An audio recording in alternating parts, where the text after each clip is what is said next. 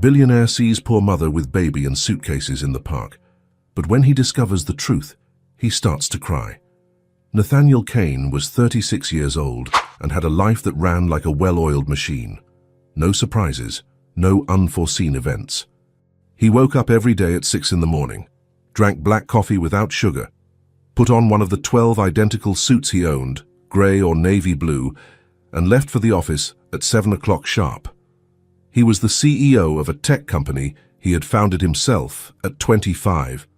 11 years later, the company was worth millions, had offices in 3 countries, and Nathaniel continued to work as if he still needed to prove something.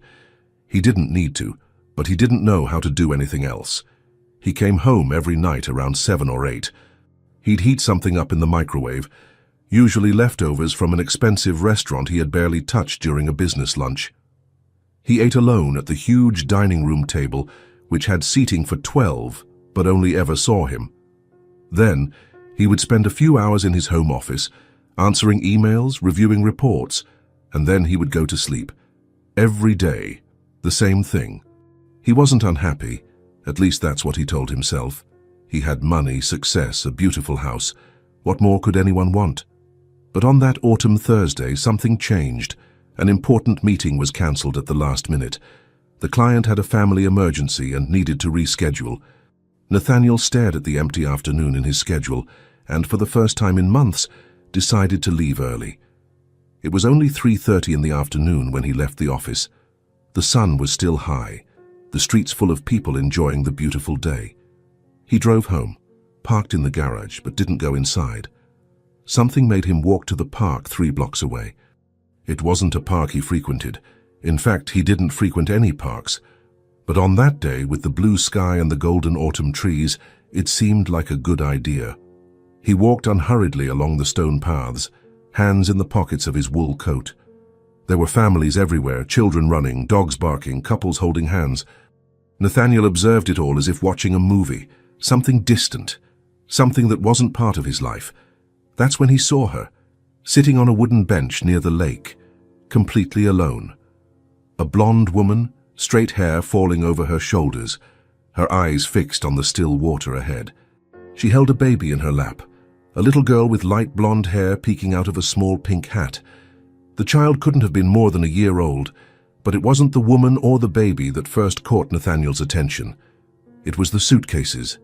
2 old suitcases, made of faded blue fabric, resting next to the bench, and a folded stroller, leaning against the nearest trash can. Nathaniel slowed his pace. It didn't make sense. Who sits in a park with suitcases? There was no bus stop there, no train station. It was just a residential park, a place to pass through. He stopped a few feet away, trying to decide whether to get involved or to move on. It wasn't his business. He didn't know this woman, and he wasn't the type to meddle in other people's lives, but something stopped him from leaving. Maybe it was the way she sat, upright, dignified, despite the exhaustion written on her face. Or maybe it was the baby, innocently playing with a strand of her mother's hair, oblivious to any trouble. Nathaniel took a deep breath and took a few steps toward the bench. "Excuse me," he said, his tone respectful. The woman looked up. Her eyes were blue, light blue, almost transparent in the afternoon light. There was tiredness in them. That was obvious. But there was something else, too, something firm, a quiet strength that didn't ask for pity. "Yes?" Her voice was low, polite, but cautious. Nathaniel gestured discreetly toward the suitcases. "Sorry if I'm intruding, but why the suitcases?" She followed his gaze as if she had forgotten the suitcases were there. For a moment, she didn't answer. She just adjusted the baby in her lap, pulling the pink blanket to better cover the child's little legs. Then she sighed. "I was evicted." There was no drama in her voice, no tears, just a fact, stated as neutrally as possible. Nathaniel felt a tightness in his chest. He knew success. He knew numbers, strategies, business deals. But this raw reality of someone who had lost everything, was something he only saw from a distance, on the news or in statistics. "I see," he said, though he wasn't sure he really did. "And what are you going to do now?" The woman looked at the baby. The child had grabbed one of her mother's blonde strands and was trying to put it in her mouth. The woman gently moved the tiny hand away and gave a faint smile. "I don't know yet." Nathaniel stood there in front of the bench, not quite sure what to do. He could offer money. He could give her the contact for a shelter. He could simply wish her good luck and walk away, but none of those options felt right. "Do you have family?" he asked. "Anyone who can help?" She shook her head slowly, still looking at her daughter. "We have nowhere to go." The answer was simple, direct, no self-pity. Just the truth. Tears started to flow, and it was in that moment that Nathaniel made a decision that, rationally, made no sense at all. "I have a house," he said, his voice coming out firmer than he expected. "A big house. Too big, actually. There are empty rooms. You can stay there." The woman blinked, turning her face to truly look at him for the first time. She studied him for a long moment, trying to read his intentions. "What?" "You can stay as long as you need," Nathaniel repeated, "until you get on your feet. Find a place of your own, whatever it takes." She continued to look at him, suspicious but not scared. There was something about her that showed she had been through hard times, that she knew how to recognize danger when she saw it, and apparently she didn't see danger in him. "Why would you do that?" she asked, her voice laden with doubt. "You don't know me." Nathaniel put his hands in his pockets, choosing his words carefully. "No, but that doesn't change the fact that you need a place to stay. And I have a placer.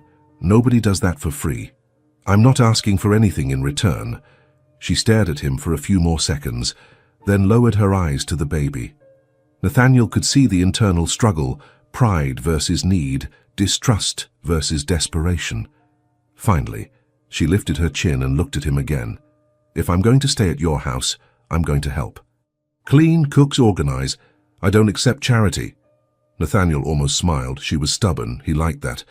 "All right, if that's what you need to do, I won't stop you." The woman nodded slowly, as if sealing a deal. Then she stood up, holding the baby with one arm and picking up one of the suitcases with her other hand.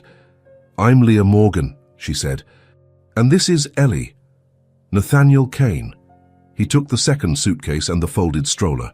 They were lighter than he expected, too light, as if their whole life fit inside. They walked in silence to the parking lot.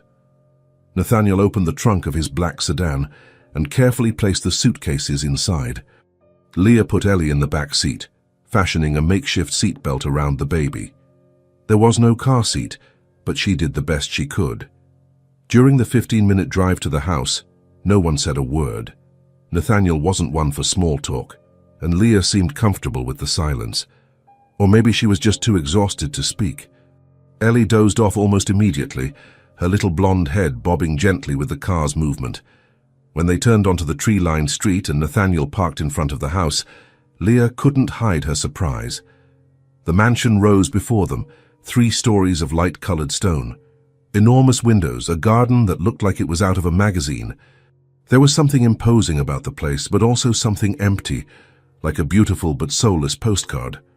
"You live here alone?" Leah asked, getting out of the car with Ellie in her arms. "Yes." She said nothing more, but Nathaniel saw the silent question in her eyes. Why? Why would someone live alone in a place like this? He didn't have an answer. Or rather, he did, but it wasn't one he liked to admit. Inside, the house was even quieter than it looked from the outside. The dark wood floors echoed with every step. The furniture was modern, minimalist, all in shades of grey and white. Everything was clean, tidy, perfectly in its place, but there was no life there, no pictures on the walls, no personal objects, no sign that anyone actually lived there. Nathaniel led Leah to the second floor, stopping in front of a white door. "This is the guest room. It has its own bathroom." He opened the door, revealing a spacious room, a queen-sized bed with immaculate white sheets, a built-in wardrobe, a comfortable armchair near the window. "So make yourself at home." Leah entered slowly, looking around as if she couldn't quite believe it. She lightly touched the edge of the bed, testing its softness. "It's perfect," she murmured. "Thank you." Nathaniel left the suitcases by the bed. "The kitchen is downstairs. Feel free to grab whatever you want from the fridge." There's food, coffee, whatever you need." He paused. "My room is at the end of the hall. If you need anything, just knock." Leah nodded, still holding Ellie, who had woken up and was looking curiously at the new room. "Nathaniel," she hesitated. "Why are you doing this?" It was the second time she had asked. And for the second time, Nathaniel didn't have an answer that made rational sense. "Because no one should spend the night on a park bench," he said simply. "And because I can help." Leah didn't reply, but something in her face changed. The suspicion gave way to something softer. Gratitude, perhaps. Or just the relief of not having to pretend to be strong for a little while longer. Nathaniel left the room and went downstairs. He went straight to his office on the first floor and tried to focus on the reports he needed to review. But his mind kept drifting back to the room upstairs, to the blonde woman and the baby who were now under his roof. What had he just done? Bringing two strangers into his home was not something he would normally do. It wasn't something anyone would normally do. But something about the situation had touched him. Something in the way Leah held her daughter, protecting her even when she herself had nothing. Something in the quiet dignity with which she faced her own ruin. Nathaniel shook his head and tried to get back to work. 2 hours later, he smelled it. Food. Real food. Not the sophisticated, tasteless dishes he ate at expensive restaurants. Not the frozen meals he heated up in the microwave. It was something homemade. Sautéed garlic, tomato. Spices he didn't even know he had in his kitchen. Nathaniel went downstairs and found Leah in the kitchen. She had tied her hair back in a simple ponytail and changed her clothes. She was now wearing a light blue blouse and jeans. Ellie was sitting in the stroller next to the table, playing with a worn-out stuffed animal that must have been her favorite toy. Leah was stirring something in a pot on the stove, concentrating. When she noticed Nathaniel standing in the kitchen doorway, she turned. "Sorry," she said quickly. "I thought I could use the kitchen. I found some pasta and tomato sauce in the pantry. I hope you don't mind." "I don't mind," Nathaniel replied, taking a few steps inside. "What are you making?" "Pasta with sauce. Nothing fancy." She hesitated. "Shas, have you had dinner?" "No." "Want to eat with me?" Nathaniel didn't have dinner with anyone. He couldn't remember the last time he had shared a meal with another person who wasn't a client or a business partner, but he couldn't bring himself to say no. Sure. Minutes later, they were sitting at the kitchen table. Leah served 2 plates. The pasta was simple, just noodles and homemade tomato sauce, and a little grated cheese on top. But it was warm. It was made with care. Nathaniel took the first bite and realized it was good. Very good. "This is great," he said, and he wasn't just being polite. It was true. Leah smiled for the first time since he had seen her in the park. A small but genuine smile. Thank you. It's not much, but I like to cook." They ate in silence for a few minutes. It wasn't an uncomfortable silence. It was just peaceful. Natural. Ellie started to make little noises and stretch her arms. Leah stood up, picked the baby from the stroller, and sat her on her lap as she finished eating. "How many months is she?" Nathaniel asked. 10 months. Almost a year. Leah kissed the top of her daughter's head. "She's my everything." Nathaniel watched the way Leah looked at Ellie. It was a love so pure, so absolute. It was almost tangible. He had never seen anything like it up close. "You're doing a good job," he said. "She looks healthy, happy." Leah looked down, but he saw that the comment had touched her. "I try. It's not always easy, but I try." They finished eating and Leah insisted on washing the dishes. Nathaniel grabbed a dish towel and started drying the plates as she washed. It was strange. He couldn't remember the last time he had done something as simple as washing dishes with someone, but it was nice, strangely nice. When they were done, Leah picked Ellie up. The baby was yawning, rubbing her eyes with her little hands. "I'm going to put her to bed," Leah said. "Good night, Nathaniel." "Good night." She went upstairs, and Nathaniel was left alone in the kitchen. The house became quiet again, but it was a different kind of quiet now, less empty. He looked around. There was a plate with leftover tomato sauce in the sink, a forgotten spoon on the counter, the folded stroller in a corner. Little signs of life, little signs that he was no longer alone. And for the first time in a long time, Nathaniel didn't feel bothered by it. In fact, He felt something he couldn't yet name, but it was starting to feel suspiciously like relief, as if a part of him that had been dormant, or dead, had just woken up. And he wasn't sure what to do with it, but he also didn't want it to go away. The first time Nathaniel left the office at 5 in the afternoon, his secretary thought he was sick. "Is everything all right, Mr. Kane?" she asked, looking over her glasses with a concerned expression. "Everything's great," he replied, grabbing his coat. "I'm just going to finish some reports at home." She didn't seem convinced, but she said nothing. Nathaniel never left at 5, never. He was the kind of CEO who arrived before everyone else and left after everyone else. But today was different. He didn't have any urgent reports. There was no cancelled meeting, no rational excuse to leave early, just the desire to... When he got home, he found Leah in the living room. She had spread a blanket on the floor and Ellie was lying on her stomach, trying to reach a colourful toy that was a few inches in front of her. The baby was making little grunts of effort, her legs kicking the air. Leah was sitting next to her daughter, encouraging her. "Almost there, Ellie. How you can do it." Nathaniel stopped at the door without making a sound. There was something mesmerizing about the scene. The afternoon light streamed through the large window, illuminating Leah's blonde hair. Ellie finally managed to grab the toy and let out a little shriek of joy. Leah laughed, scooping her daughter up and covering her with kisses. "Well done, my love. You're so smart." It was only when Leah turned her head that she noticed Nathaniel standing there. "Oh, you're home early," she said, looking slightly surprised. "Did something happen?" "No, just finished up early today." Leah nodded, still holding Ellie. "I made coffee a little while ago. It's still hot if you want some." Nathaniel didn't drink coffee in the afternoon, he never did, but on that day he went to the kitchen and poured himself a cup. The coffee was strong, just the way he liked it. She had paid attention. He went back to the living room and sat in the armchair near the blanket where Leah was playing with Ellie. He didn't say anything. Just sat there, cup in hand, watching, and for the first time in weeks he wasn't thinking about work. The next day, Nathaniel left the office at 5:30. This time, his secretary just raised an eyebrow but made no comment. When he got home, the dining table was set. Not the huge table he never used, that one remained empty. But the smaller table in the kitchen, where he and Leah had eaten on that first night. Leah was finishing up something on the stove. The smell of roasted chicken filled the house. "Hi," she said, looking over her shoulder. "Home, early again, I see." "Looks like it," Nathaniel replied, dropping his briefcase by the door. "Dinner in 10 minutes. If you want to change and you have time." Nathaniel went upstairs, changed out of his suit into a simple shirt and jeans.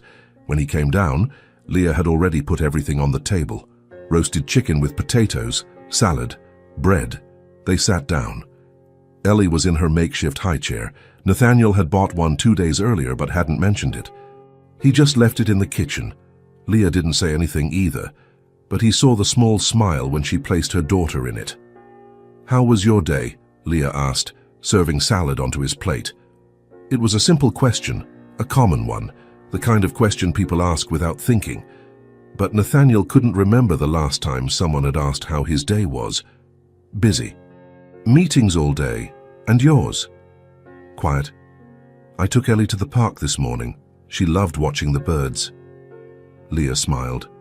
"And in the afternoon I organized the pantry cupboards a bit. I hope you don't mind." "I don't mind." They ate while talking about small things.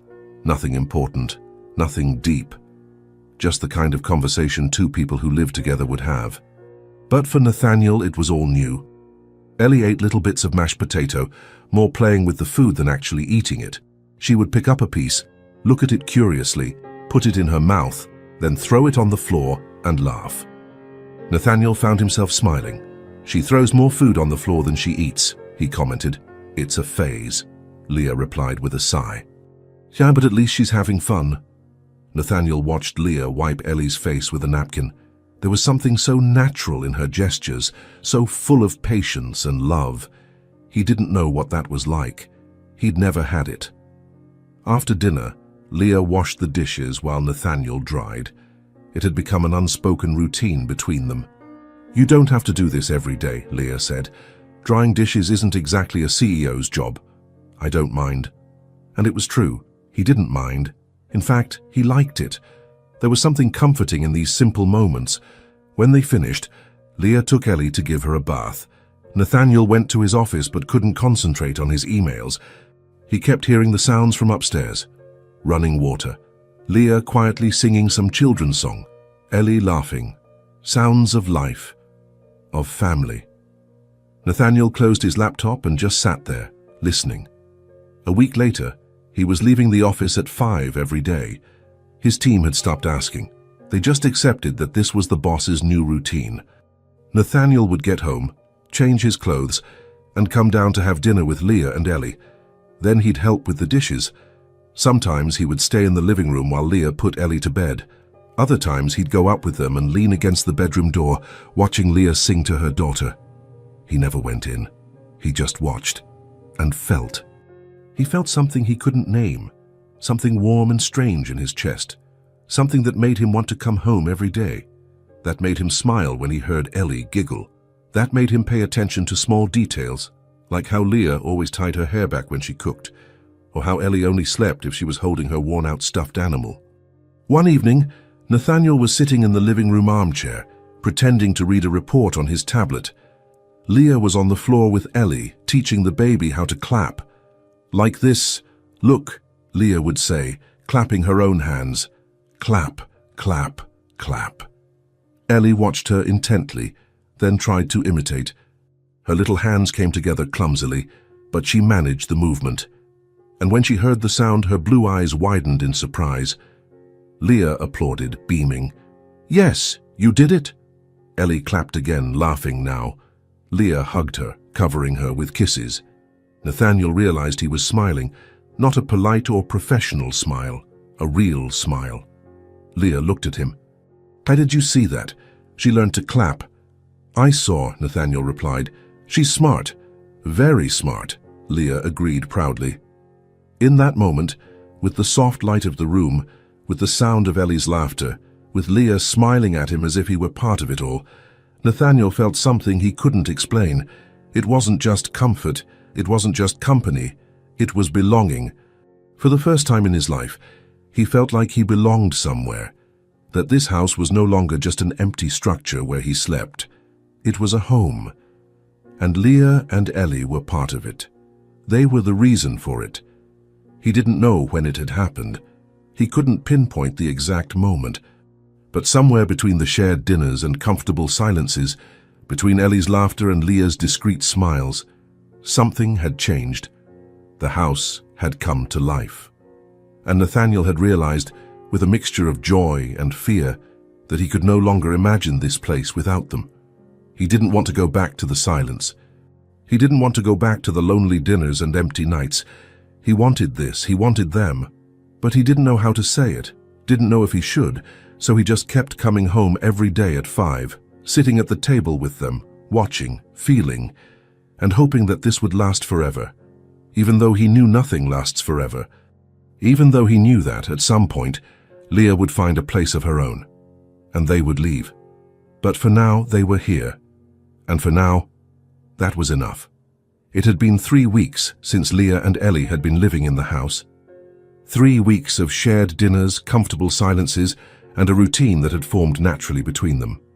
Nathaniel had stopped finding it strange, stopped wondering if he had done the right thing. Now, when he came home and heard the sounds from the kitchen or the living room, he felt only relief.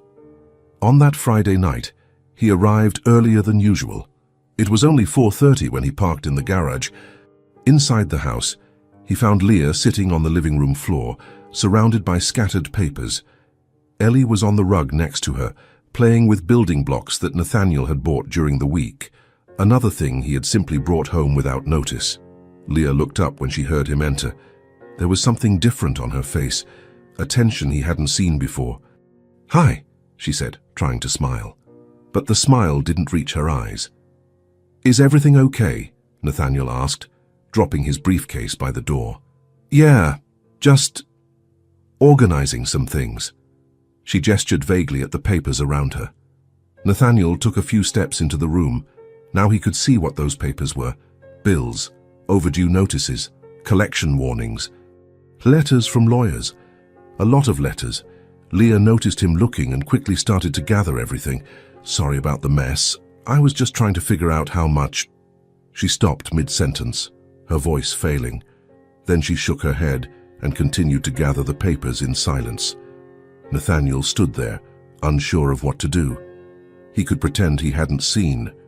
He could go to his office and leave her in peace. He could maintain the polite distance they had kept so far.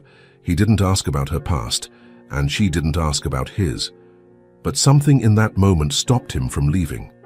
He sat on the sofa, a few feet from where she was on the floor. "How much is it?" he asked softly. Leah stopped gathering the papers. She remained still for a moment, her back to him. "It's not your problem," she said, her voice firm but not rude. "I know, but I'm asking anyway." Leah turned her head, looking at him over her shoulder. There was a vulnerability in her gaze, something she was trying to hide but couldn't completely. "Why?" she asked. "Why do you care?" Nathaniel didn't have a ready answer, so he told the truth. "Because you're living here, and because I can help if that's the case." Leah was silent for a long moment. Then she let out a long, tired sigh. She gathered all the papers, organized them into a messy pile, and sat on the floor with her back against the armchair. "It's debt," she said, looking at Ellie instead of him. "A lot of debt that I didn't create, but it's in my name." Nathaniel waited. He didn't push. He just sat there, listening. Leah ran a hand through her hair, tucking some strands behind her ear. "I was married," she began, her voice low but steady. "Ellie's father. We got married young. I was 22. I thought I was making the right decision, that I was building a family." She paused, looking at her own hands. "It was good at first. He worked. I worked. We had plans. But when I got pregnant, things started to change. He started to become more absent, more distant. He said he was working a lot, that he was stressed." Nathaniel saw the pain in her eyes. But he also saw strength. She wasn't complaining, just stating the facts. After Ellie was born, it got worse. He would disappear for days, wouldn't answer calls. When he came back, he'd say he was away on business. I believed him for a while, until I couldn't believe him anymore. Leah looked at Ellie, who was stacking blocks with the serious concentration of a small child. When she was 5 months old, he just vanished. Didn't come home, left no note, nothing. She swallowed hard. And then the bills started coming. Loans he had taken out in my name.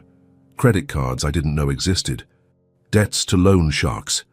Nathaniel felt anger rise in his chest, not for her, for the one who had done this to her. "Did you try to find him?" "I tried, but he really disappeared. His family said they didn't know where he was, friends too. Either they were lying or he really did vanish." Leah shrugged, but there was no indifference in the gesture, only resignation. "So either way, the debts remained, and I couldn't pay it all.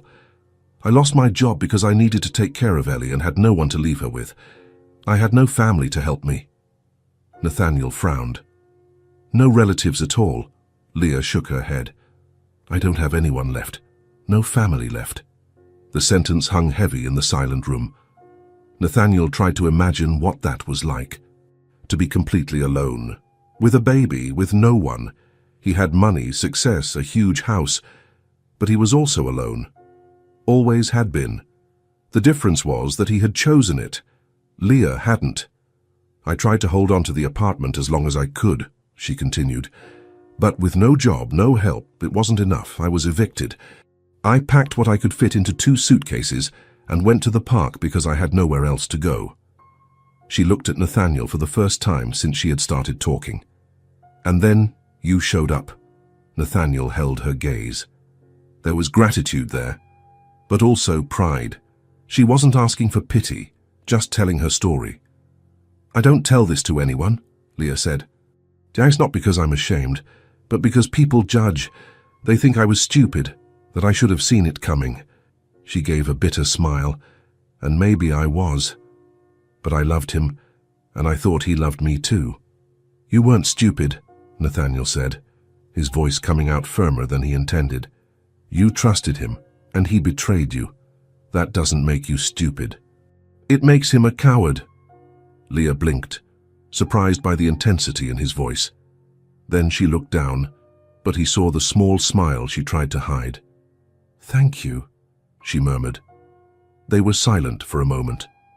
Ellie had knocked over the blocks and was giggling at the noise they made as they fell. "How much do you owe?" Nathaniel asked. Leah hesitated. "Judge Nathaniel, I didn't tell you this to ask for money, I know, but I'm asking anyway," she sighed, picking up the pile of papers. "About 28,000, maybe more. There's some interest that I don't even know how to calculate." Nathaniel nodded.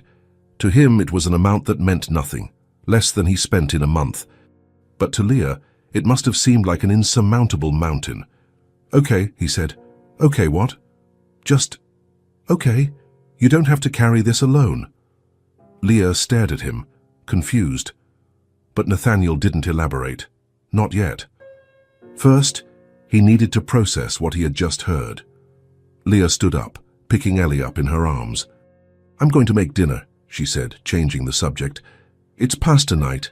Ellie loves it." Nathaniel just nodded. He remained on the sofa even after she left for the kitchen, thinking Leah wasn't what he had imagined that first time in the park. She wasn't just a woman in a tough situation. She was someone who had been betrayed in the worst possible way. Someone who had lost everything and yet was still standing, taking care of her daughter, maintaining her dignity. She was strong, stronger than most people he knew, and something inside him changed in that moment. It was no longer just compassion. It was no longer just a desire to help. It was respect, admiration, and something more that he still couldn't name. In the days that followed, Nathaniel noticed subtle changes. Leah had let her guard down. Not completely. She still maintained that proud independence. But there was a lightness about her that wasn't there before. She smiled more, talked more. She let Nathaniel hold Ellie sometimes, something she rarely did at the beginning. And the routine between them solidified in a way that seemed natural, inevitable. Every evening, Nathaniel would get home between 5 and 6. He'd go upstairs, change, and come down to find Leah in the kitchen. Sometimes she was cooking. Other times she was just sitting at the table, drinking coffee, while Ellie played on the floor. They had dinner together. Always. Simple food, pasta, roasted chicken, soups, sandwiches. Nothing elaborate, but always made with care. They talked about their day, about small things. Leah would talk about Ellie's antics. Nathaniel would talk about boring meetings and endless emails. And there were the silences. Good silences. Silences where they didn't need to fill the space with words. Just being there, together, was enough. Nathaniel noticed the details. How Leah always had coffee ready when he arrived. How she always remembered he didn't like bell peppers. How she folded the towels a specific way because she'd noticed that's how he preferred it. And he started doing the same. He'd bring home fruits that Ellie liked. He'd buy that specific juice Leah drank every morning. He'd leave chocolates on the kitchen counter because he had seen her eat a small piece every night after putting Ellie to sleep. Little things, but they signified attention, care. One night, Nathaniel was helping Leah with the dishes when she suddenly stopped, her hands still in the soapy sink. "Can I ask you something?" she said, without looking at him. "Of course. Why do you live alone in this huge house?" Nathaniel stopped drying the plate in his hands. It was a question he had been avoiding for weeks, a question he didn't like to answer. "Because I bought it thinking about the future," he finally said. "I thought one day I'd have a family, but it didn't happen." "Why not?" Nathaniel hesitated. "Because I spent so much time building my company that I forgot to build anything else." Leah glanced at him, waiting for him to continue. But he didn't, and she didn't press. That's how it was between them, respect, space, but also presence. Another day, Nathaniel was working in his home office when he heard Ellie crying upstairs. It was a loud, sharp cry of pain or fear. He took the stairs 2 at a time and found Leah holding Ellie, who was crying inconsolably. "She hit her forehead on the corner of the bed," Leah explained, her voice tense. "It wasn't hard, but it scared her." Nathaniel approached. There was a small red mark on Ellie's forehead, but nothing serious. "Is she okay?" he asked. She is. Just got a scare. Leah rocked the baby, kissing the top of her head. Shh, my love. It's okay. Mommy's here. Nathaniel stood there, in the bedroom doorway. He didn't try to help. Didn't try to say what to do. He just stayed. Leah looked at him and gave a small smile through her own tears. She was crying too, Nathaniel realized. Sorry, she said. I always get like this when she gets hurt, even when it's nothing. You don't have to apologize. They stood there, the three of them, until Ellie calmed down. And when the baby finally stopped crying and started to yawn, Leah placed her in the makeshift crib, a cushioned basket that sat next to the bed. When they left the room, Leah touched Nathaniel's arm. Thanks for staying, she said softly. I know you didn't do anything, but it helped just being there. Nathaniel nodded, not knowing what to say. But he understood what she meant, because he felt the same way. Sometimes the most important thing wasn't to do, it was simply to stay. And he was staying, more and more each day. Not out of obligation, not out of charity, but because. Somewhere between the quiet dinners and Ellie's laughter, between the shared stories and moments of vulnerability, he had started to care. Truly, about Leah, about Ellie, about both of them, and that scared him, because he didn't know how to handle it, didn't know how to care without losing himself, how to look after someone without suffocating them, how to love without being afraid of losing it, but he couldn't stop either, so he just kept going, coming home every day, sitting at the table with them, listening, watching, staying, and hoping that, somehow, it would be enough, because for the first time in his life, he had something worth protecting, and he would do anything not to lose it, even if he still didn't know what to call it. Nathaniel woke to the sound of hurried footsteps in the hallway. He glanced at the clock on his nightstand. 2:37 in the morning. For a moment, he lay there, trying to process what he'd heard. Then came another sound, a cry. Not the normal cry of a baby wanting attention. This was different. Sharper. More distressed. He got up, threw a t-shirt over the sweatpants he slept in, and left his room. The light in Leah's room was on. The door was ajar. Nathaniel approached and knocked lightly on the wood. "Leah, come in," came the tense reply. He pushed the door open and found Leah sitting on the bed with Ellie in her lap. The baby was crying, her face red and wet with tears. Leah had an expression Nathaniel had never seen on her before, pure worry. "She has a fever," Leah said, her voice steady but laced with anxiety.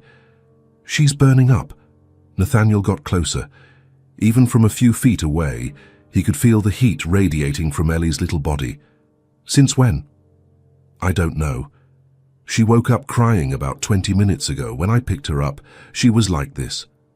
Leah placed a hand on her daughter's forehead. "They're very hot." Nathaniel saw the silent panic in Leah's eyes. She was trying to stay calm, but he could see the fear. "Do you have a thermometer?" he asked. "No. I had one, but it got left behind in the old apartment." "Medicine?" Leah shook her head. "I ran out. I was going to buy more this week, but..." She didn't finish the sentence. She didn't have to. Nathaniel understood. Money. She didn't have money to buy medicine. "Okay," he said, keeping his voice calm. "I'll go get some. There's a 24-hour pharmacy about 10 minutes from here." Leah looked at him, surprised. "You don't have to..." "I'm going," Nathaniel interrupted. "Stay with her. Try giving her a lukewarm bath. It helps bring the fever down until I get back." He went downstairs, grabbed his wallet and car keys and left.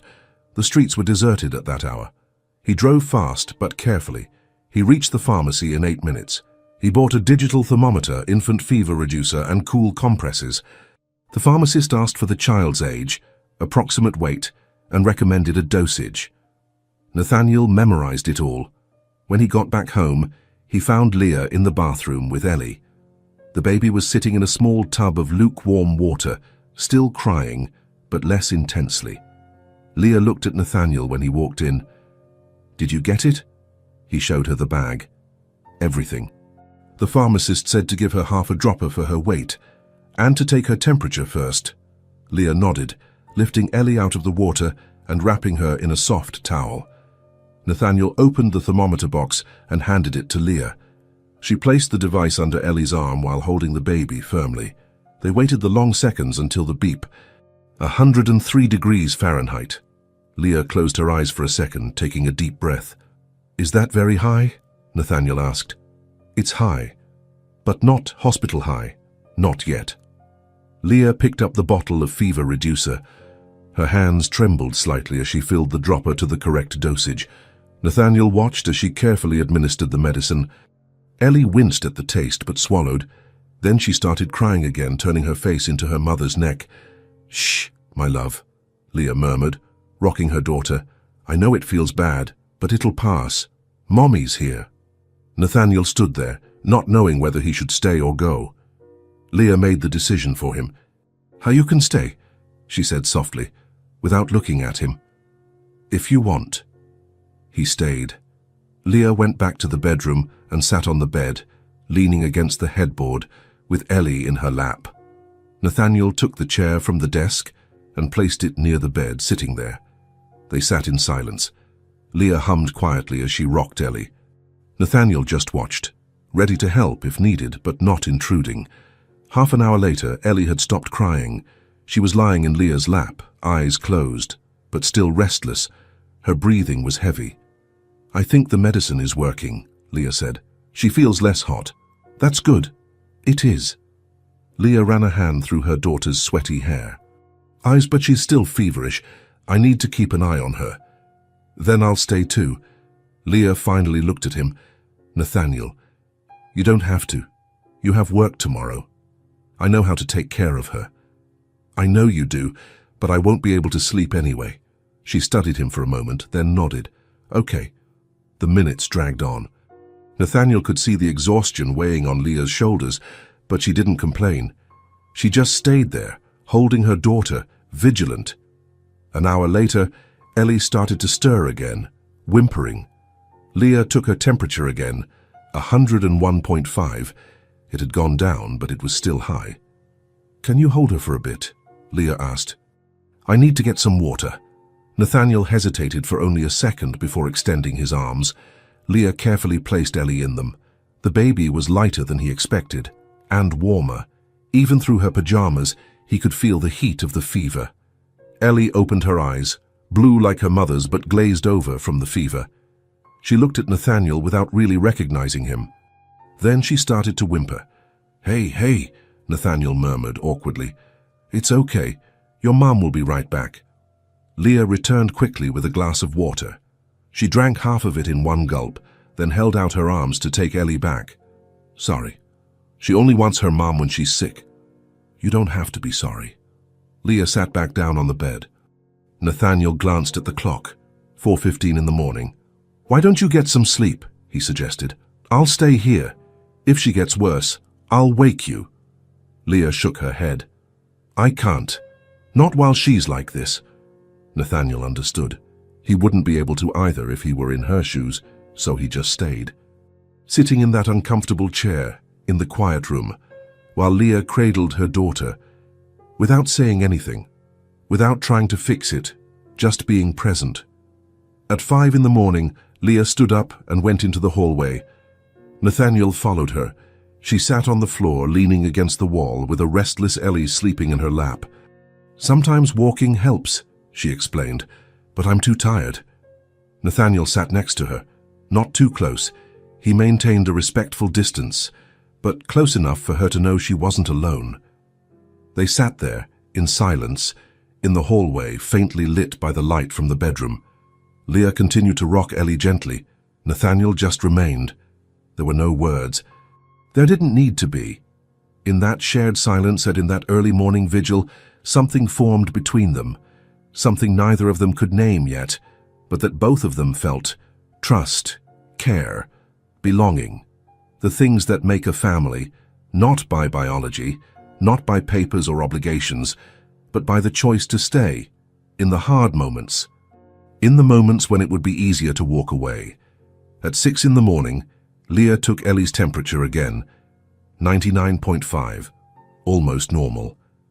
Leah closed her eyes, and Nathaniel saw the tears stream down silently.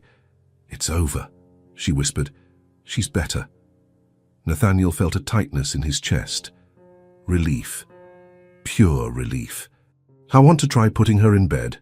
Leah nodded. They stood up, and Leah carried Ellie back into the room. She laid the baby in the cushioned basket, covering her with a light sheet. Ellie stirred but didn't wake up. Leah stood there, watching her daughter sleep. Nathaniel stood beside her. "Thank you," Leah said, her voice hoarse with fatigue. "For staying. For going to get the medicine. For everything. You don't have to thank me." She turned her face to look at him. There was something different in her eyes, something deeper than gratitude. "Yes, I do." She paused. "I've never had anyone who stayed, who just stayed, without expecting anything, without demanding anything." Nathaniel didn't know what to say, so he just nodded. Leah touched his arm, a light, brief touch. "Go get some sleep. You have work in a little bit." "What about you?" "Me too. But I'm going to stay a little longer, just watching her." Nathaniel left the room but didn't go to bed. He went down to the kitchen, made strong coffee, and sat at the table as the sun slowly rose through the window. He thought about the night, about how natural it had felt to be there, how he hadn't thought twice before going out in the middle of the night for medicine, how he had spent hours sitting in that hallway, in silence, just because Leah needed someone to be there. And he realized with an almost frightening clarity that he would do it again. He would do anything for them. 2 days later, Ellie was completely recovered. Nathaniel came home to find Leah in the kitchen, with Ellie in her high chair beside her. The baby was clapping and laughing, back to her normal self, and there was a smell in the air, sweet, warm, cake. "What's this?" Nathaniel asked, dropping his briefcase. Leah turned, smiling, a big, genuine smile. The first one Nathaniel had seen since the night of the fever. Chocolate cake, to celebrate. Celebrate what? That Ellie's okay, and, she hesitated, to thank you. For everything. Nathaniel approached. The cake was cooling on the counter. It was nothing fancy. Just a simple cake with chocolate frosting. But it was made with care, with affection. "Ah, you didn't have to." "I know, but I wanted to." They had dinner together, as always, pasta with sauce, a simple salad. Ellie ate small pieces of pasta with her hands, making a mess. But there was something different that night, a lightness, a shared relief. When they finished, Leah cut 3 slices of cake. One for her, one for Nathaniel, and a tiny piece for Ellie, just for her to try. Nathaniel took the first bite and closed his eyes. "This is amazing." "Really?" Leah seemed genuinely surprised. "It's been a while since I've made a cake. I thought it might have turned out bad. It's perfect." They ate in comfortable silence.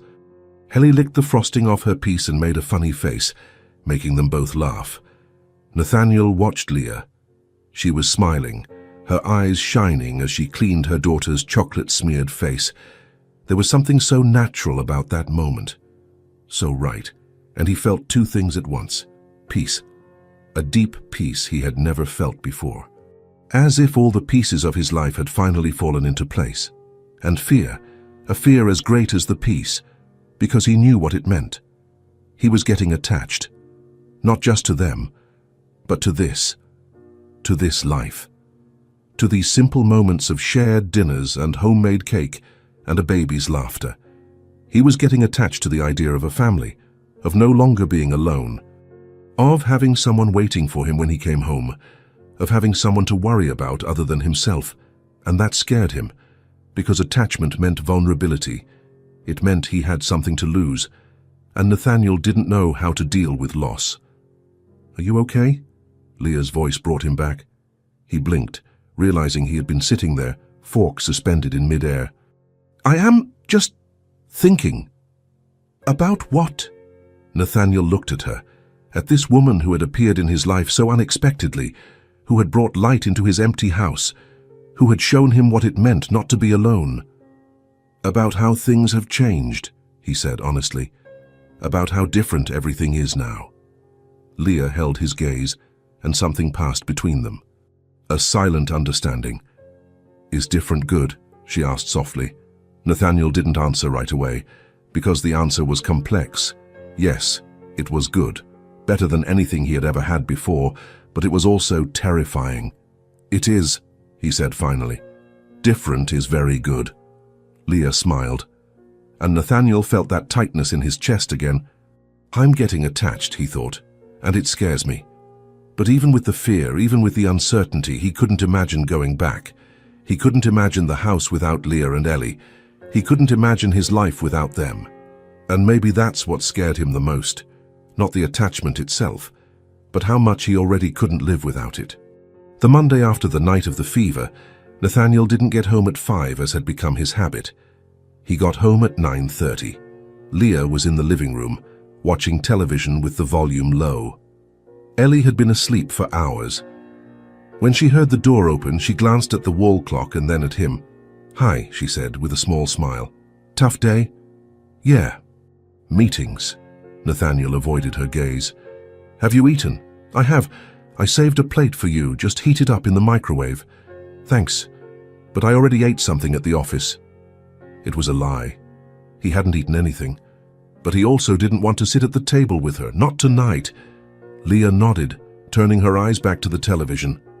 Nathaniel went straight up to his room. On Tuesday, the same thing happened. He arrived at 10, said he had a lot of work, went upstairs without dinner. On Wednesday, it was worse, 11:45 at night. The house was completely dark and silent when he entered. Thursday, 12:20. And on Friday, when Nathaniel finally got home at 1 in the morning, he found Leah sitting on the living room sofa. The lamp beside her was on. She wasn't watching anything, just sitting, waiting. "Leah," he said, surprised, "why are you awake?"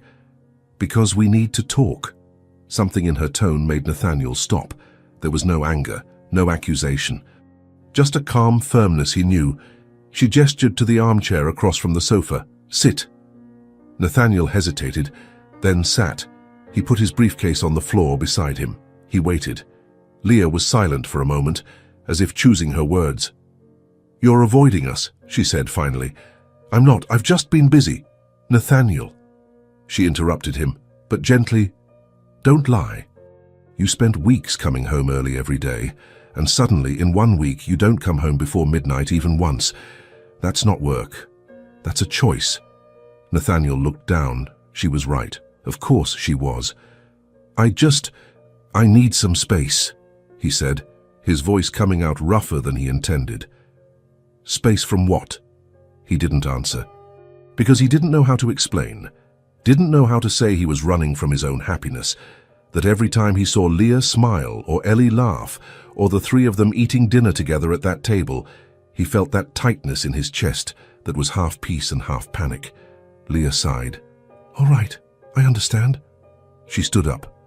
"Yeah, maybe we've stayed too long." Nathaniel looked up sharply. "What?" "We've invaded your life, Nathaniel. Your house, your routine. I know you offered to help, and I'm grateful. But maybe it's time for us to go. To let you get back to your normal life." "That's not it." "Yes, it is." Her voice remained calm, but there was pain there. A silent pain. "You're pushing us away because you want us to leave, but it's hard to say it directly, so you're waiting for me to figure it out on my own." "Leah, no." "It's okay." She gave a faint smile. "I get it. We stayed longer than we should have. I'll start looking for a place. Maybe in another 2 weeks, we'll be out of your house." She went upstairs before Nathaniel could reply. He sat there, alone in the living room, the silence weighing down on him. That wasn't what he wanted. It wasn't. But he also didn't know what he wanted. Or rather, he did, and that's what scared him. On Saturday morning, Nathaniel woke up early. It was only 7 o'clock. He went downstairs to make coffee and found Leah already in the kitchen. She was making pancakes. Ellie was in her high chair, eating pieces of banana. "Good morning," Leah said, without looking at him. "Morning." The atmosphere was different, tense, polite, but distant. Nathaniel poured himself some coffee and sat at the table. Leah placed a plate of pancakes in front of him, but didn't sit with him. She just stood at the sink washing dishes. They didn't talk. After breakfast, Leah took Ellie and went upstairs. Nathaniel heard the bedroom door close. He spent the day in his home office, trying to work, but he couldn't concentrate. He kept hearing sounds from upstairs. Footsteps. Drawers opening and closing. At 5 in the afternoon, curiosity got the better of him. He went upstairs and stopped in front of Leah's ajar bedroom door, and he saw it. The suitcases. The same 2 faded blue suitcases she'd had in the park that first day, now open on the bed, being filled with neatly folded clothes. Nathaniel felt like he'd been punched in the stomach. Leah had her back to him. Packing Ellie's little clothes into one of the suitcases, Ellie was playing on the floor with her blocks, oblivious to everything. "What are you doing?" Nathaniel's voice came out louder than he intended.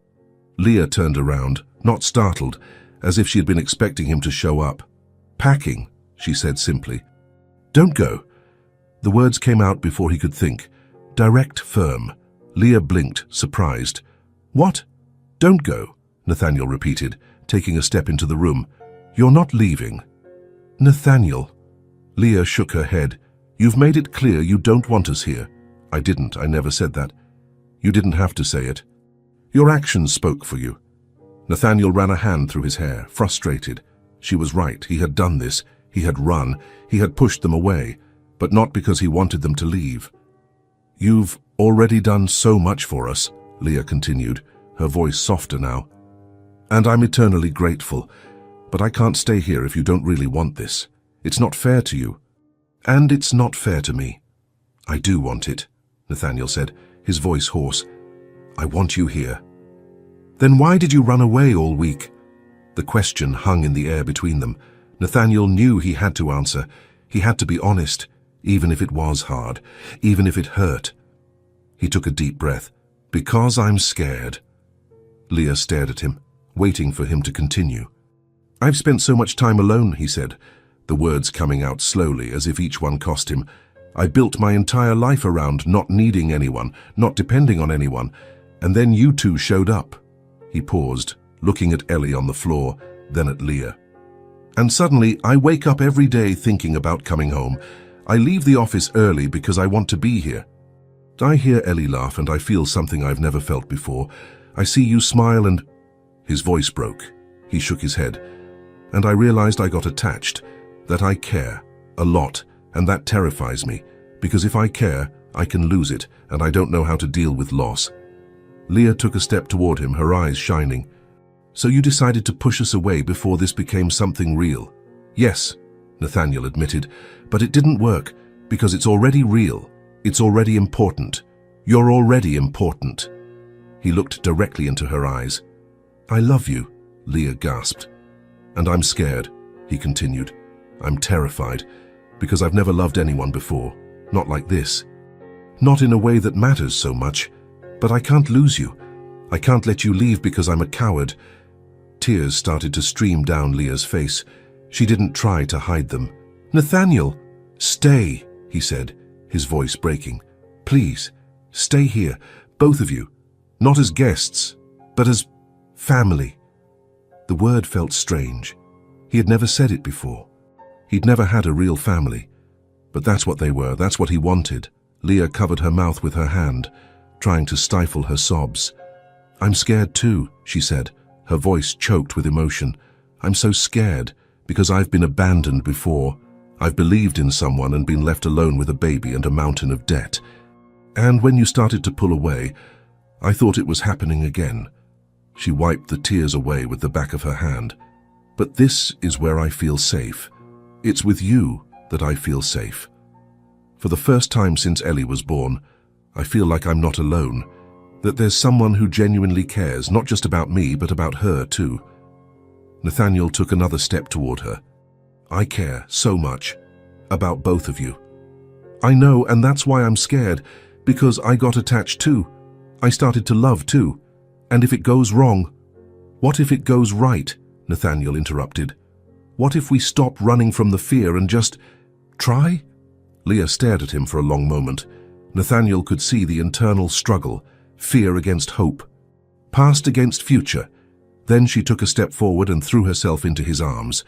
Nathaniel held her tight, burying his face in her hair. He felt her body shaking with silent sobs. He held her tighter, as if he could protect her from all the fears, all the uncertainties. "Stay," he whispered. "Please stay." "I'll stay," Leah replied against his chest. "If you promise not to run away again." I promise, I promise." They stayed like that for long minutes, just holding each other, no words, only the presence of one another, the silent confirmation that they were no longer alone. Ellie, who had watched everything with the innocent curiosity of a child, lifted her arms. "Mama? Papa?" They both pulled back, looking at the baby. She hadn't said those words together before, always one at a time. But now, Nathaniel felt something break inside him, a wall he had built years ago, brick by brick, to protect himself. It broke. It simply crumbled. He knelt and picked Ellie up. The baby hugged him, resting her little head on his shoulder. "Papa," she repeated. Nathaniel looked at Leah over Ellie's head. She was crying again, but smiling. "She called you Dad," Leah whispered. "I heard. That's what you are, to her, to us." Nathaniel couldn't speak. He just nodded, holding Ellie a little tighter.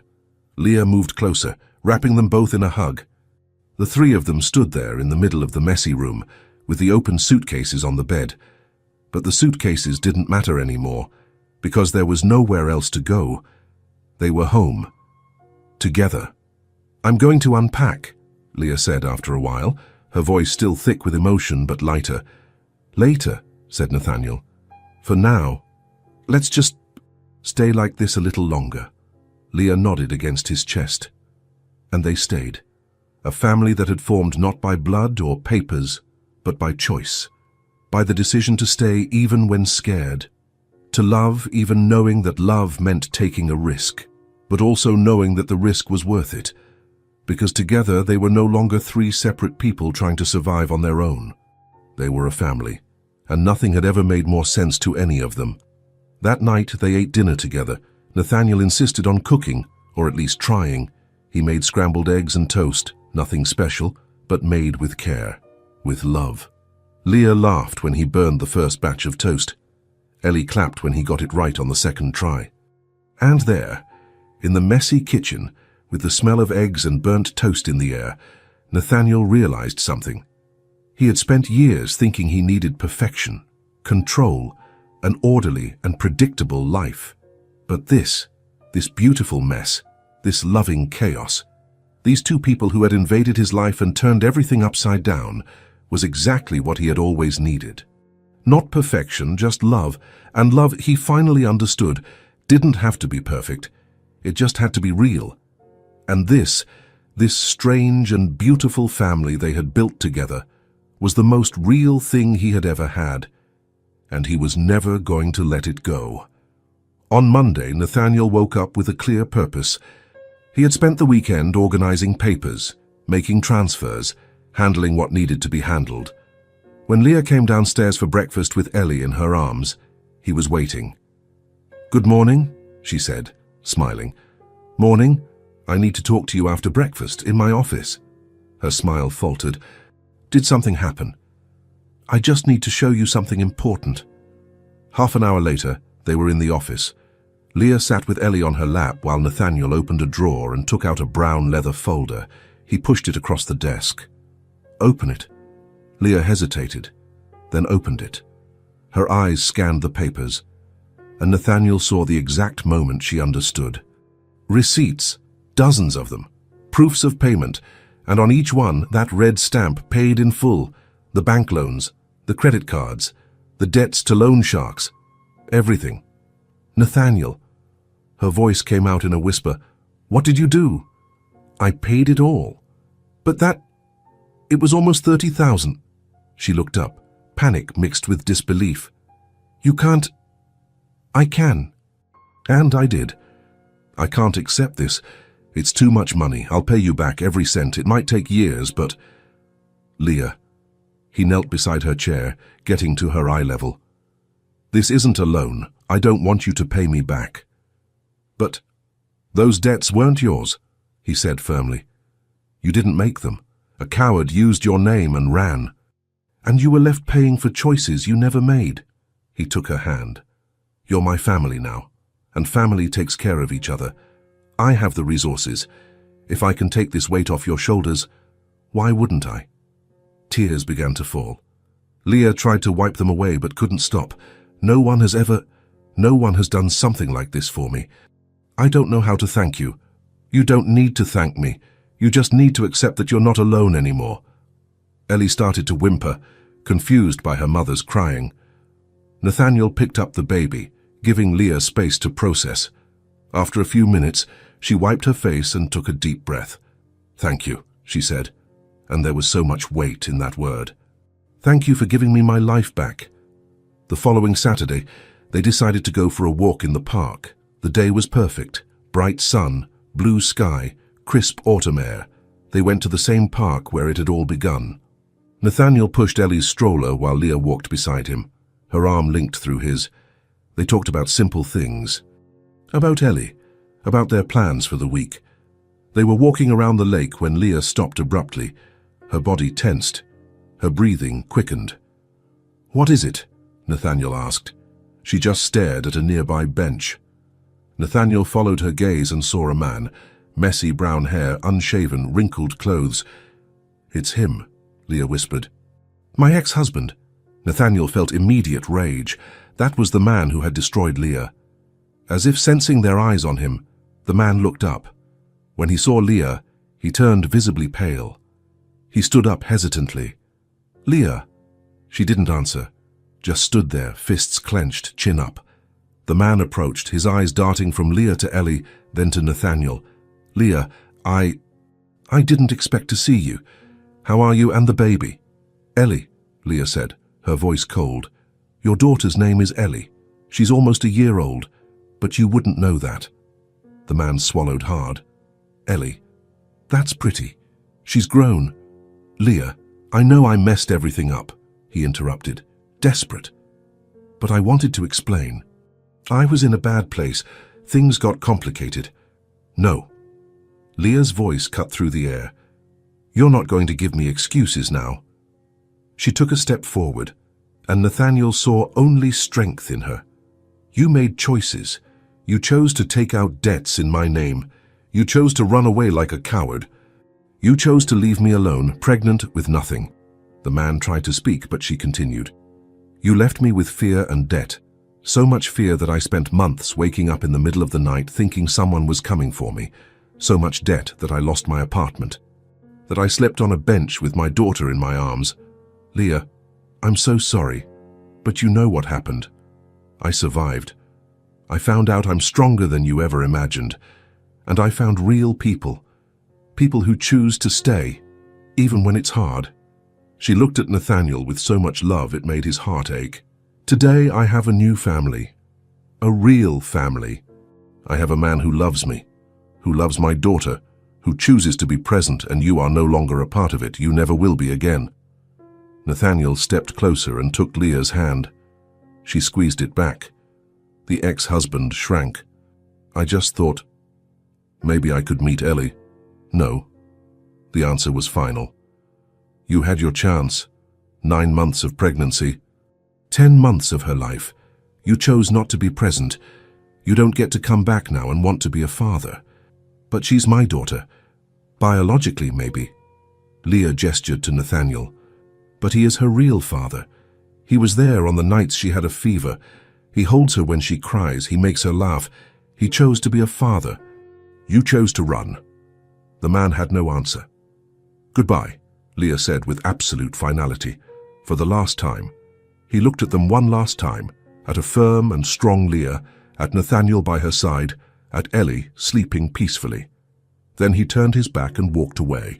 When he disappeared among the trees, Leah let out a long sigh. "It's over," she murmured. "It's finally over." Nathaniel pulled her into a hug. "You were incredible." "I was so scared when I saw him," Leah confessed. "But when I looked in his eyes, I didn't feel fear, just pity and relief, because I'm not that woman he left behind anymore." "You were always strong," Nathaniel said. "You just needed to see it. Thank you for holding my hand. For staying. I'll always stay." They started walking again, this time with light steps. It was as if Leah had left a weight behind on that bench. The past had been confronted, and it could finally be left where it belonged, in the past.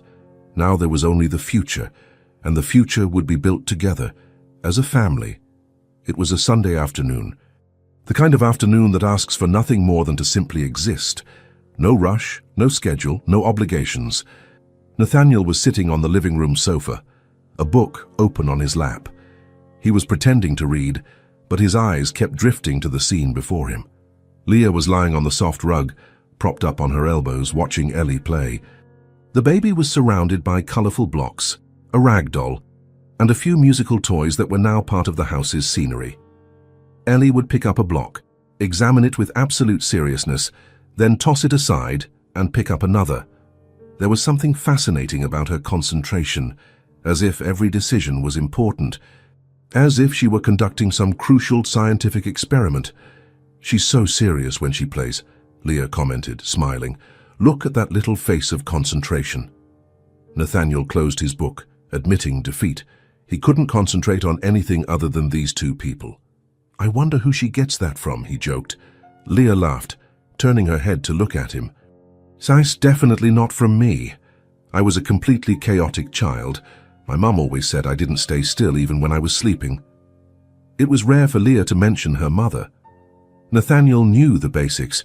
She had died of cancer when Leah was a teenager. Her father had disappeared long before that. Leah had been left alone too early. "Were you happy as a child?" he asked, genuinely curious. Leah was quiet for a moment, still watching Ellie. "I was. At least until my mum got sick. After that, everything changed very quickly. It became hospitals, bills, fear. But before, yes, I was happy." She smiled nostalgically. "My mum made the best chocolate cakes, every Friday, without fail. It was our sacred tradition. That's why you make a cake when you want to celebrate something," Nathaniel realized. Leah blinked, surprised by her own discovery. "Wow, I had never consciously connected that. But you're right." She gave a soft, slightly sad smile. "Funny how we carry these things, isn't it? Even without realizing it." "Even after so long." Nathaniel nodded. He didn't have memories like that. He didn't have family traditions, Friday cakes, or rituals of affection. His parents had been distant, always focused on their high-powered careers. He had grown up with a succession of nannies and later in expensive but cold boarding schools. But now he was creating new memories, new traditions. With Leah and Ellie. "What about you?" Leah asked. "What was your childhood like?" Nathaniel shrugged, the casual gesture hiding years of loneliness. "Lonely. My parents traveled constantly. Meetings, conferences, social events. I spent more time with staff than with them. I learned early on to fend for myself, to not need anyone. That must have been very hard for a child. It was normal for me. I didn't know any different. I thought all families were like that." He paused, looking at Ellie. "But now I understand what I missed. Seeing you with her, seeing how much you care, how you're present in every little moment. I finally see what was missing in my life." Leah looked at him with those light blue eyes full of understanding and empathy. "You're getting a second chance now," she said softly, "with Ellie. You can give her everything you didn't have. You can be the father you needed when you were a child." "I want that," Nathaniel admitted, his voice thick with emotion. "I want so badly for her to grow up knowing she has someone, that she's never alone, that she always has a place to come back to." "She already knows," Leah smiled tenderly. "Look at the way she looks at you. You're already her world, Nathaniel." Something tightened in his chest. He still wasn't completely used to the intensity of these feelings, to how much he cared, to how much these two people meant to him. Ellie dropped her blocks and started to crawl toward Leah. Her movements were still a bit uncoordinated, but she was getting faster and more confident every day. "Look at that," Leah said, opening her arms. "Come here, my love." Ellie reached her mother and pulled herself up on her leg, trying to stand with determination. Leah helped, holding her small hands as Ellie managed to get to her feet, swaying slightly but keeping her balance. "Stronger every day," Leah commented with maternal pride. "Soon she'll be running all over the house, causing the biggest mess." "I'll need to install more safety measures then," Nathaniel said, already mentally cataloguing the risks. You've already put safety measures on literally everything. Leah laughed. Last week you spent a whole Saturday baby-proofing the house. You can never be too careful when it comes to her safety. That had been a project Nathaniel had taken very seriously. He had gone through every room in the house, identifying every potential danger. Outlets, furniture corners, drawers that could pinch little fingers, stairs, doors. He had bought a complete arsenal of child safety items and installed everything with meticulous precision. Leah had woken up that Saturday to find the house completely transformed into a safe haven for babies. She had laughed at his dedication, but she had also cried. Out of emotion, she explained through tears, because no one had ever worried so much about her daughter's safety. Ellie experimentally let go of Leah's hands and stood on her own for 3-4 seconds, swaying like a tree in the wind. Then she sat down on the floor with a soft thud. She didn't cry. She just looked around, surprised, as if she didn't quite understand what had happened to gravity. "Oops," Leah said affectionately. "You fell right on your bottom." Ellie clapped her hands and laughed, loving her mother's reaction and turning the fall into a game. Nathaniel got off the sofa and sat on the floor too, completing the triangle with Leah and Ellie in the center. "Come here, Ellie," he called, holding his arms out to her. The baby turned her head to look at him and smiled, that toothless, spontaneous smile that melted any defense Nathaniel still tried to maintain around his heart. She crawled toward him, fast and determined, with a clear mission to reach her destination. When she reached Nathaniel, he picked her up and she immediately grabbed his face with both her little hands, squeezing his cheeks with surprising strength for such a small child. "Ow," he said, feigning pain and making an exaggerated face. "So you're very strong, you know that." Ellie laughed out loud, a high-pitched, joyful sound that echoed through the room and filled every empty corner of the huge house. "She loves doing that to you," Leah commented, watching the interaction with a smile. "I think she likes to feel your face, to confirm that you're real, that you're really there." Nathaniel gently held Ellie's little hands, kissing each one tenderly. The baby watched him with those huge, curious blue eyes, so much like her mother's that sometimes it hurt to look. "Hi, little one," he murmured, just for her. And then it happened. Ellie looked him directly in the eyes. She held his gaze with a strange intensity for such a young child, and with all the clarity a baby of almost 1 year can muster, she said, "Papa." The entire world stopped spinning. Nathaniel froze completely, in disbelief of what he had just heard. His heart stopped for a full second. Did she just... Leah began, her voice trembling and incredulous. Ellie turned her little face to her mother, and with the same clear, intentional tone said, "Mama." Then she looked back at Nathaniel, as if to make sure he had heard, and repeated, "Papa." They weren't random baby sounds. They weren't meaningless babbles or accidental syllables. They were words, intentional, directed, loaded with meaning. Nathaniel felt his eyes burn intensely. He blinked repeatedly, trying desperately to fight back the tears, but he couldn't. They came anyway. Leah had her hands over her mouth, her own eyes glistening with emotion. "She said it," Leah whispered, her voice breaking. "She called us. She really said." Her voice failed completely, choked by restrained sobs. Ellie, realizing she had caused some major reaction in the adults around her, smiled proudly. She clapped her hands in celebration and repeated, now as if playing a game, "Mama! Papa!" Nathaniel couldn't hold anything back anymore. Tears began to fall freely down his face.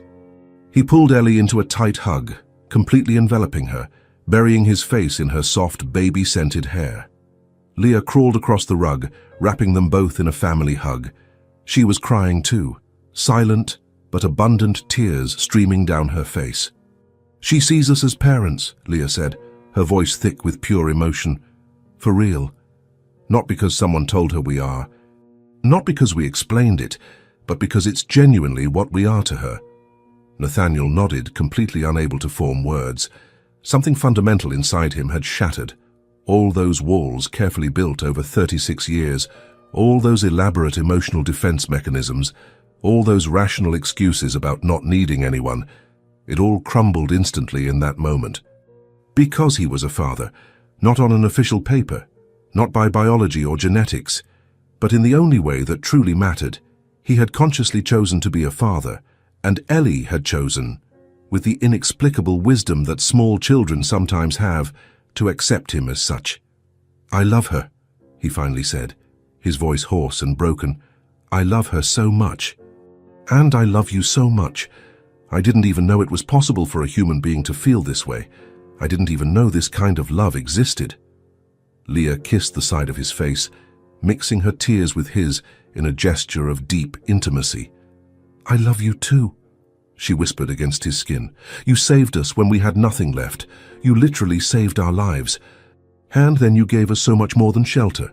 You gave us a family." "You saved me too," Nathaniel replied with absolute conviction. "I was dead inside, just functioning, breathing, existing. But I wasn't really alive. And you brought me back to life."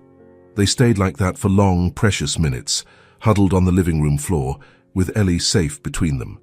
The baby had stopped talking and was just snuggling between them, completely content and secure. Nathaniel thought about how radically his life had changed.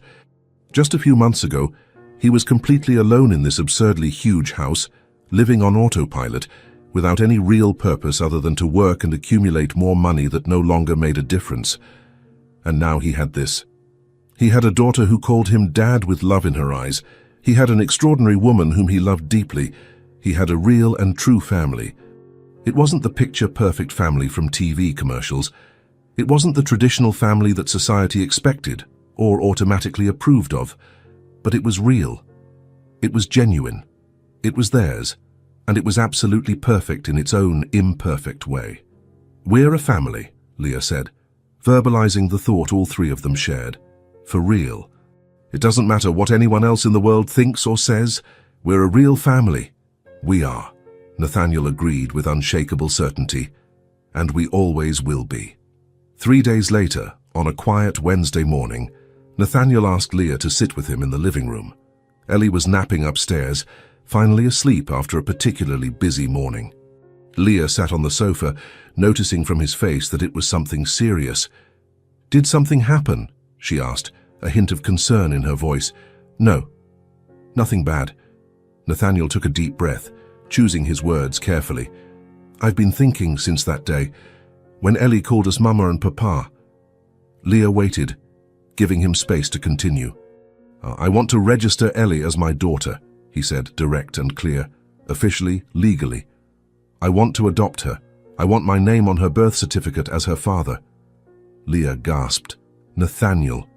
"I know it's a big decision," he continued quickly. "And I understand if you need to think about it, or if you think it's too soon, or—" "Are you sure?" Leah interrupted, her eyes shining. "Absolutely sure, because this is forever. It's a legal and emotional commitment that you can't take back." Nathaniel leaned forward, taking her hands. "She's already my daughter in my heart, Leah. She has been since that night with the fever, maybe even before. I just want to make what life has already built official.